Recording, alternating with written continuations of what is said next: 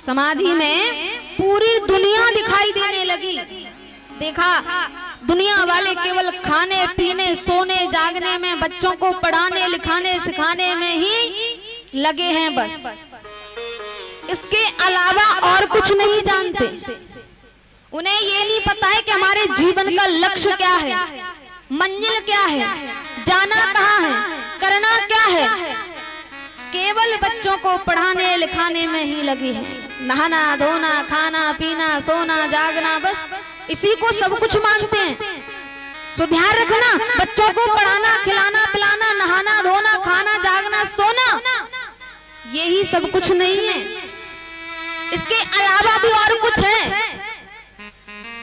यदि बच्चों को पालना ही जीवन है तो जितने भी पशु पक्षी हैं उनका जीवन आपसे भी अच्छा है।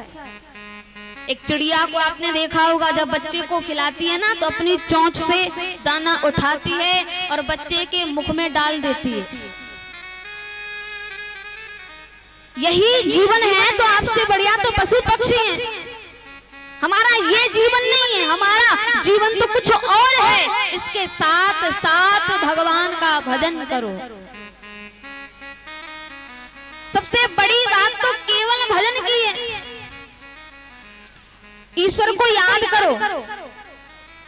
ज्यादा नहीं, यदि सुबह यदि आप नहा धो करके सर्दी में पूजा पाठ ना कर पाए कोई दिक्कत नहीं है, लेकिन जब आपकी आंखें खुले, ध्यान से सुनिएगा,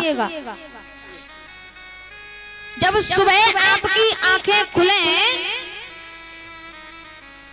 तो चारपाई पर बैठ जाइए और बैठ करके आंखें बंद करके केवल यह देखिए कि मेरे पास क्या क्या है। ज्यादा कुछ ना कर सके तो आंखें बंद करके बस यह देखिए मेरे पास में क्या क्या है, और जो भी है उसे देख करके फिर विचार कीजिए कि देने वाला कौन है। ये मत सोचना कि ये सब करने वाला मैं हूं। फिर ये सोचो कि भाई ये सब है मेरे पास, गाड़ी घोड़ा बच्चे पत्नी घर मकान सब चीज से मैं संपन्न हूं। इस सब को देने वाला कौन है? तब आपको ईश्वर की याद आएगी, परमात्मा की याद आएगी, आपका ध्यान भगवान के पास में जाएगा। यही तो मानसिक पूजा होती है। तो ऐसे ठाकुर जी को याद करो, अधिक से अधिक समय अपना भगवान में बिताओ। बिनु धर्म मनुष्य योनि पशु से नीचे गिर जाती, बिनु धर्म मनुष्य योनि। और देखिए आपके समझ श्रीमान संतोष सरपंच जी ये 100 रुपए देते हैं और निवेदन है, विनती है कि कोई भी भक्त खड़ा नहीं होगा, कोई भी इधर भी नहीं होगा, इधर उधर जो भी भक्त हैं कोई खड़ा नहीं होगा। ऐसा निवेदन है सरपंच जी का, और हमारा भी निवेदन है। ये कार्यक्रम आपका, ये कोई भी भक्तगण खड़ा नहीं होना चाहिए, जहाँ भी हो और अपने अपने स्थान पर बैठ करके आनंद लें। ठीक है? हाँ, ये आपकी ही व्यवस्था है, आपका ही कार्यक्रम है। हमको और किसी भक्त को भी कहना नहीं पड़े। ठीक है ना? हाँ। बोली बांके बिहारी लाल की जय, बोली सिद्ध महाराज की जय। और श्रीमान ये भागीरथ जी हैं, मैसरवार से हैं, और ये भी 201 रुपए का स्वागत सम्मान करते हैं। इनके लिए भी जोरदार तालियों से स्वागत सम्मान करें। सिद्ध बाबा इनके ऊपर अपनी कृपा दृष्टि बना करके रखें। बोली सिद्ध बाबा की जय। जय श्री राधे राधे। वेद व्यास जी ने जो देखा है, देखने के बाद में एक वेद के 3 भाग किए, ऋग्वेद यजुर्वेद सामवेद अथर्ववेद, 4 वेद हो गए। 4 वेदों की रचना की है, लेकिन 4 वेदों की रचना करने पर भी उनके हृदय में शांति नहीं हुई। उनका मन बेचैन रहा। क्यों रहा? क्योंकि इन वेदों को पढ़ेगा कौन, और समय निकाल करके व्यक्ति पढ़े तो वेदों की भाषा इतनी कठिन है कि जल्दी समझ में नहीं आती है। वेद व्यास जी ने वेदों के आधार पर ही 17 पुराणों की रचना की, लेकिन फिर भी मन में शांति नहीं हुई। नारद जी का आगमन हुआ, नारद जी ने उनके कान में 4 मंत्र कहे।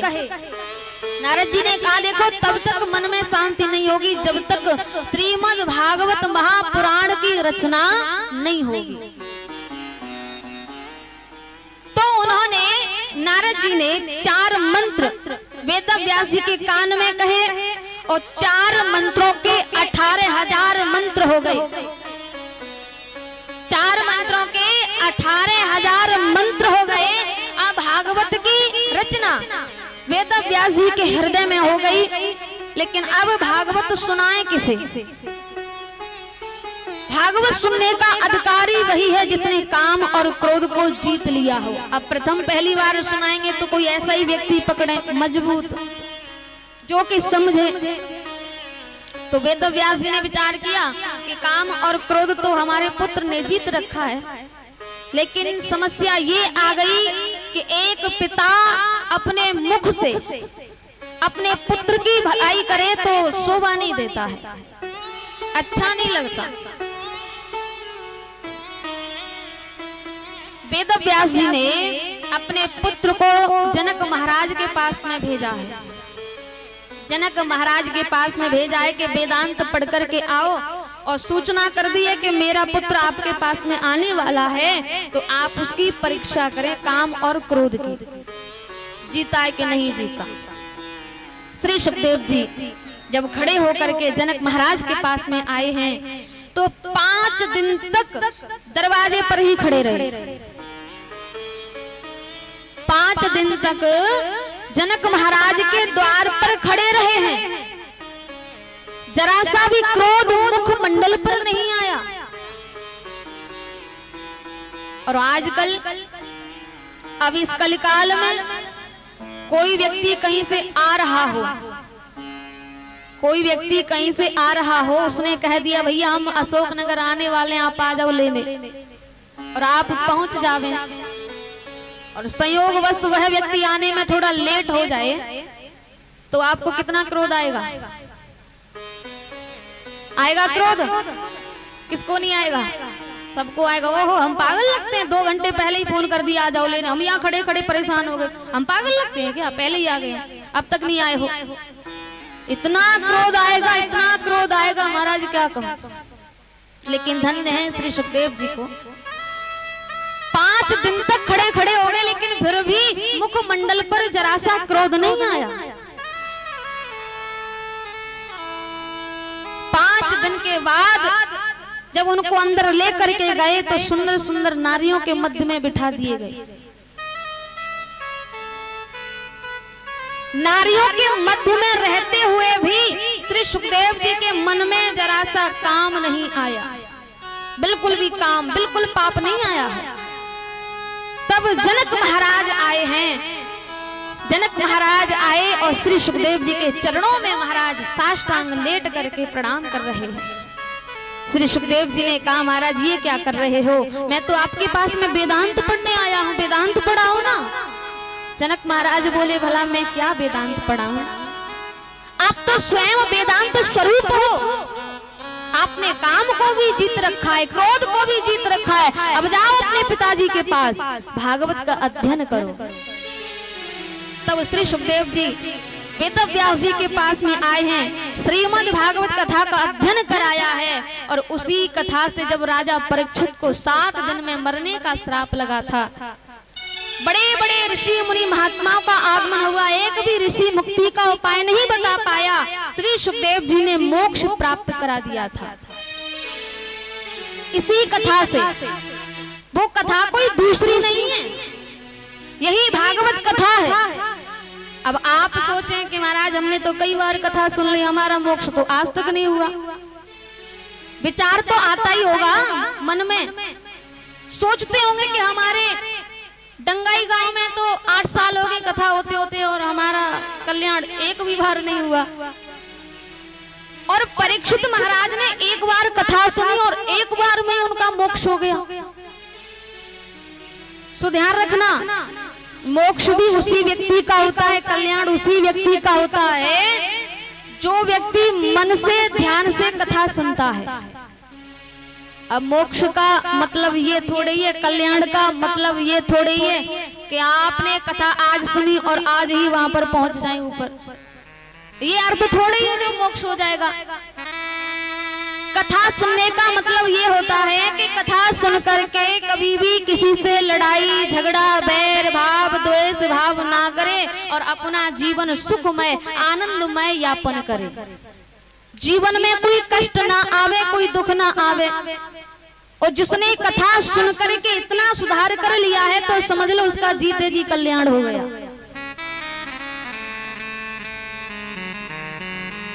तो आज श्री सूत जी सौनकादिक ऋषियों को कथा सुना रहे हैं। अब सौनकादिक ऋषि बोल पड़े, महाराज ये परीक्षित कौन है, हम नहीं जानते, ये बीच में कहां से आ गया। श्री सूत जी बोले इसकी भी कथा मैं आपको सुनाऊंगा, इसकी कथा से ही तो भगवान की कथा उदय हो रही है। अब सूत जी सौनकादिक ऋषियों को परीक्षित महाराज की कथा सुना रहे हैं। जब कौरव और पांडवों में युद्ध हुआ, कौरव और पांडवों में युद्ध हुआ तो भीमसेन की गदा से दुर्योधन की जंगा टूट गई। दुर्योधन युद्ध भूमि में पड़ा है और समय का कोई पता नहीं है कब उसके प्राण निकल जाए, अपनी एक एक श्वासें गिनने लगा है। युद्ध भूमि में ही पड़ा है दुर्योधन, और तभी उसके पास में दुर्योधन का मित्र अश्वत्थामा आया। अब जो अश्वत्थामा आया है, अश्वत्थामा ने मित्र को इस हालत में देखा तो अश्वत्थामा कहता है मित्र ये हालत आपकी किसने की, दशा ये कैसे हुई बताओ ना। दुर्योधन कहता है मित्र ये हालत मेरी पांचों पांडवों ने की है, ये जो दशा आप मेरी देख रहे हो ना ये पांचों पांडवों ने की है। और यदि आप मेरे मित्र हो, मित्रता निभाना चाहते हो तो केवल इतना करो कि पांचों पांडवों के शीश धड़ से अलग करके मुझे भेंट कर दो, मुझे सौंप दो, मैं तो समझूंगा कि मेरी जीते जी ही मुक्ति होगी। अब अश्वत्थामा कहता है बस इतना काम मेरे लिए। दुर्योधन हे मित्र ये काम तो बहुत छोटा है मेरे लिए, अभी जाता हूं और पांचों पांडवों के शीश धड़ से अलग करके लेकर के आता हूं। अरे मैं आपका मित्र हूं। तो आज जैसे ही रात्रि हुई है अश्वत्थामा पांचों पांडवों के शीश काटने के लिए आ रहा है और इधर में पांचों पांडव तांत पट्टा सो रहे हैं। अर्जुन को पांचों पांडवों को कोई चिंता नहीं है। भगवान कहते हैं अर्जुन आपको यहाँ नहीं सोना चाहिए। क्यों? आपको कोई चिंता ही नहीं अपनी। अर्जुन ने कहा प्रभु क्या चिंता करें, हमारी रक्षा करने के लिए साक्षात आप खड़े हैं। हमारी रक्षा करने के लिए साक्षात भगवान श्री कृष्ण खड़े हैं तो भला हमें चिंता क्या करें, हम चिंता क्यों करें। जाको राखे साइया मार सके ना कोई, बाल न बांका कर सके जो जग बैरी होए। अरे जिनका रक्षक रखवाला भगवान श्री कृष्ण स्वयं हो तो भला उन्हें डरने की आवश्यकता नहीं है। सावरा जब मेरे साथ है तो मुझे डरने की क्या बात है, डरना नहीं चाहिए क्योंकि भगवान मेरे साथ है ना, भगवान की छाया में हूं मैं।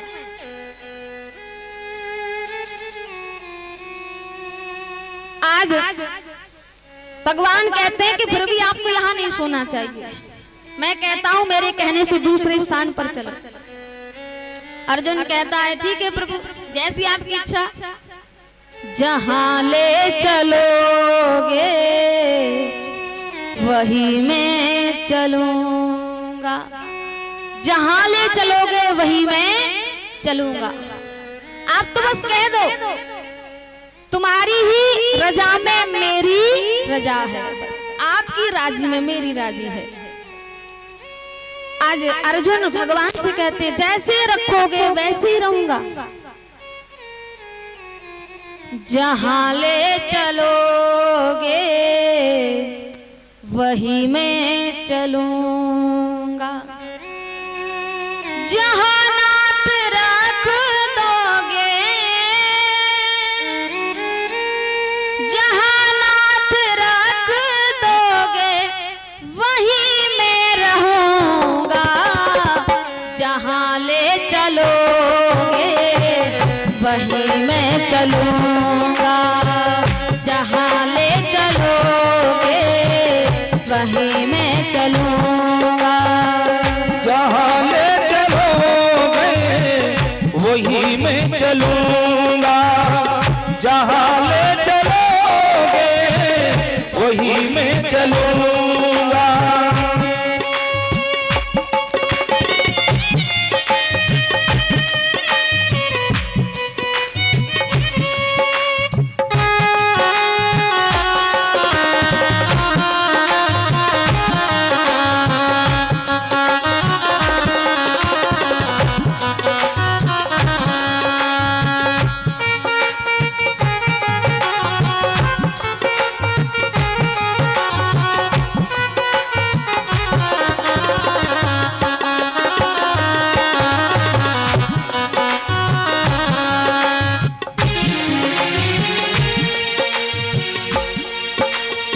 भगवान से क्या कहना है? भगवान से आज भगवान का मित्र कह रहा है, अर्जुन कह रहा है, पांचों पांडव कह रहे हैं प्रभु आप जहां लेकर के जाओगे वही मैं चलूंगा, क्योंकि ये जीवन मेरा नहीं है, जीवन सब कुछ मैंने आपको सौंप दिया है। अपने जीवन की पगडोर जो है वो आपके हाथ में है, जो आप करेंगे वही होगा। ये जीवन समर्पित चरण में तुम्हारे, तुम ही मेरे सर्वस्व, तुम ही प्राण प्यारे, तुम ही मेरे सर्वस्व, तुम ही प्राण प्यारे, तुम ही मेरे सर्वस्व, तुम ही प्राण प्यारे। जीवन समर्पित चरण में तुम्हारे, तुम ही मेरे सर्वस्व, तुम ही प्राण प्यारे, तुम ही मेरे सर्वस्व, तुम ही प्राण प्यारे, तुम ही मेरे सर्वस्व, तुम ही प्राण प्यारे। तुम्हें छोड़ कर ना, तुम्हें छोड़ कर ना किससे कहूँगा, जहाँ ले चलोगे वही मैं चलूँगा, जहाँ ले चलोगे वही मैं चलूंगा, जहाँ ले चलोगे वही मैं चलूंगा। तालियां सभी कहिए जय हो।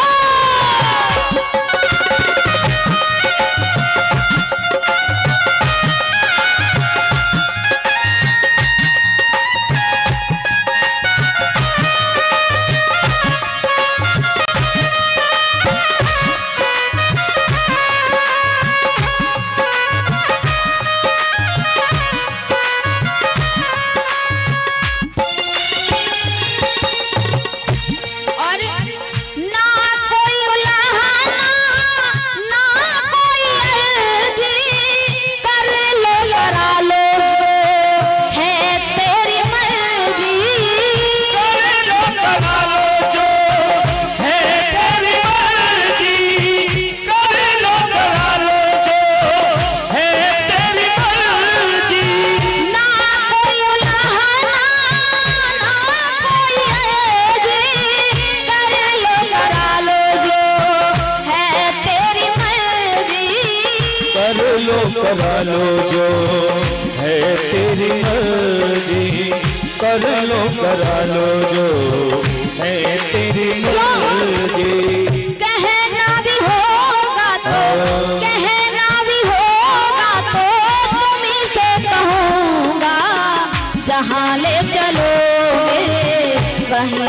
चलूंगा, जहाँ ले चलोगे वहीं मैं चलूंगा। जहाँ ले चलोगे वही मैं चलूंगा, जहाँ ले चलोगे वही मैं चलूंगा। जय भोले।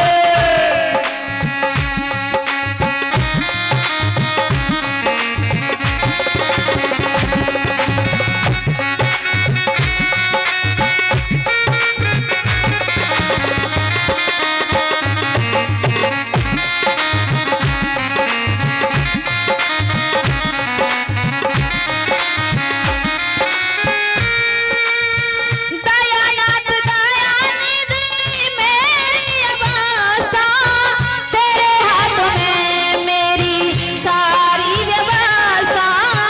तेरे हाथ में मेरी सारी व्यवस्था, तेरे हाथ में मेरी सारी व्यवस्था। दयानाथ दयानिधि मेरी अवस्था, तेरे हाथ में मेरी सारी व्यवस्था। तेरे हाथ में मेरी सारी व्यवस्था, तेरे हाथ में मेरी सारी व्यवस्था। जो भी कहोगे तुम, जो भी कहोगे तुम वही मैं करूंगा। अब उठा ले दोनों हाथ, एकदम सीधे हाथ होने चाहिए, झंडे वाले हाथ। और